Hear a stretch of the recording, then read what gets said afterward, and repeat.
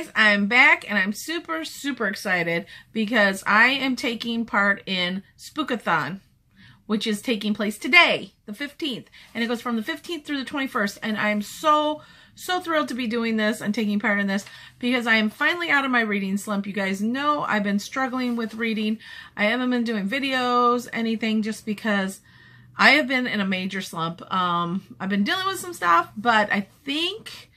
I don't want to be too presumptuous, but I think it's done. I think. I've got my fingers crossed.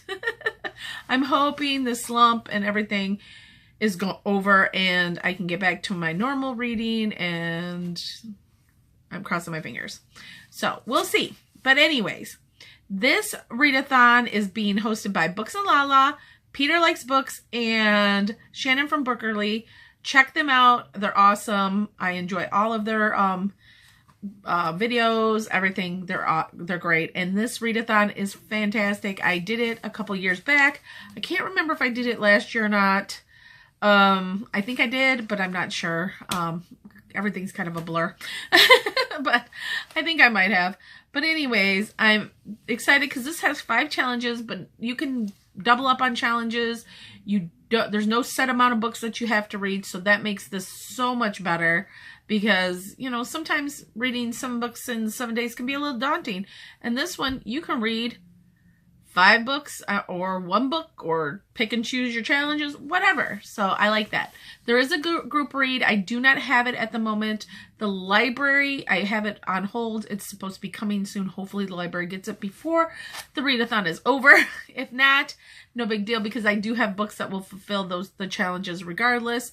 But I would like to get the book and at least read some of the stories that is in it, because it's a collection of stories. So I thought it would be fun. But anyways, the first challenge is to read a thriller. And I know some people don't consider this book a thriller, or maybe not horror-y enough for them. But I find it to be just the right amount of horror and thriller and suspense that I need. I don't need more than this. I don't like it more than this. So this has just that right amount that I like. And that is Girl of Nightmares by Kendar Blake. And it definitely had the creep factor and the gruesome gory factor and the suspense, but without the suspense, which I found very, very good.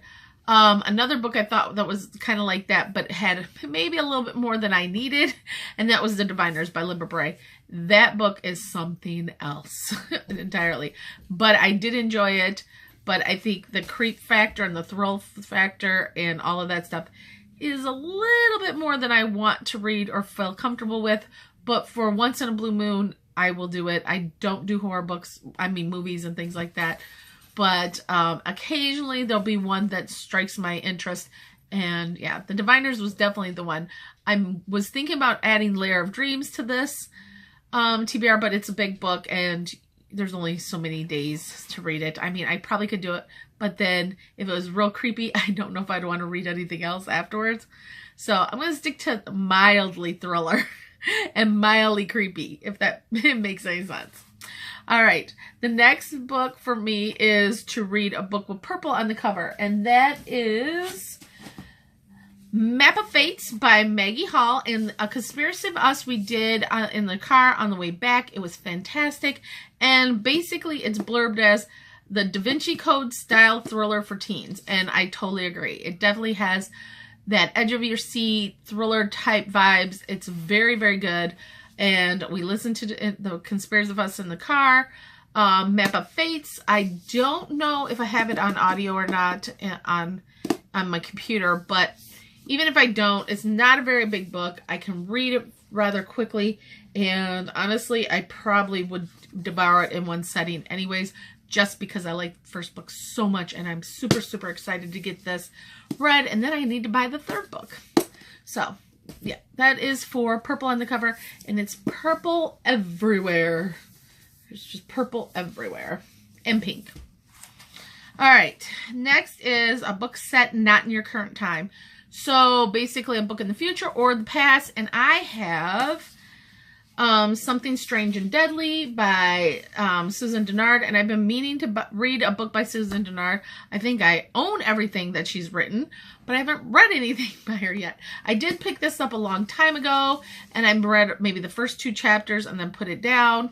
And I do know it's about zombies, and I do know it's set in the past because I believe they're in carriages, and I think she's headed off to a ball when they're attacked by some zombies and stuff like that. So, yeah. So I'm excited to read this and see how it stands out. But I know it's definitely a thriller too. So if the one book isn't thriller enough for you, one of these definitely will be. All right. The 4th book is to read a book with pictures. And I do, again, at the library, I have a book on hold along with the group read, which I don't know if I mentioned it. It's Toil and Trouble. And I think it's edited by Jessica Spotswood. But I'm hoping to get that soon. But if I don't, okay, no big deal. I put Monstrous. And I don't know who the author and stuff is because it's a graphic novel. But I put a hold on that, and I'm hoping to get that. If I don't get that in time, you know, because a graphic novel can be read in like an hour, maybe 2. But if I don't get it in time, I will be reading a Ransom Riggs book. I have not, I read the first book, Miss Peregrine's Home for Peculiar Children, and I have not yet went on. I've been meaning to for, God, forever, but I just haven't gone on with the series. So I'll probably be picking up book 2, which it is lost somewhere in this house. And if it's not in this house, it is with Jade. And then I'll have to get that back from her before, you know, the week's over. So, which won't be a big deal. But I do have it. I have, but for whatever reason, I can't find it. My house is a disaster right now because we've been rearranging and remodeling. And you guys know how all that goes. But I think that's finally over too. Cross your fingers. But anyways. All right, and then the 5th and final challenge is to read a book with a scary word in the title. And I am currently reading A Discovery of Witches by Deborah Harkness. It's in the other room with the dust jacket off. Because I wasn't really going to include this book in the readathon, but witches. So if I decide to continue on with it, because they made a made-for-TV show, a TV series out of the first book, but right now it's only in the UK. But I have been able to watch a couple of the episodes. I'm loving it so far. I hope it comes to the US soon. I am dying because I really, really want it. But I have gotten to see clips and different episodes, so I'm grateful for that. But the book I'm going to read that has a scary word in the title is probably gonna go for Girl of Nightmares, so I'll count that for 2 challenges, and that will give me 4 books for the 5 challenges, unless I decide to go ahead and finish A Discovery of Witches, which I might, because I tend to read that at night, late at night while I'm trying to fall asleep. So we'll see. That might just be a book that I continue on after Halloween or whatever, but we'll just see how it goes, because I don't read it because it's a reread for me. I'm not trying to read it super, super quick. And I'm kind of like reading it and comparing the show to the book. So, but anyways, guys, that is my TBR. If you guys have a TBR for Spookathon, let me know. I mean, I'm really curious to see who's all involved.